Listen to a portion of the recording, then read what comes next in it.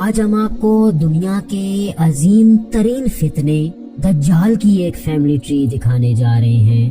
ایک ایسا فتنہ جس کے سب سے بڑے دشمن مسلمان اور دوست یہودی ہوں گے، اور جسے عیسائیت میں اینٹی کرائسٹ، اسلام میں دجال اور یہودیت میں ایک مسیحا کے طور پہ دیکھا جاتا ہے۔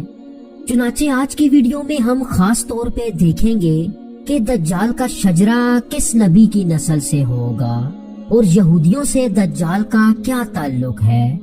حضرت سلیمان علیہ السلام کے دور میں دجال نے کیسے ان کی سلطنت پہ قبضہ کر لیا، اور نبی پاک صلی اللہ علیہ وآلہ وسلم کے کون سے صحابی کی ملاقات دجال سے ہوئی تھی۔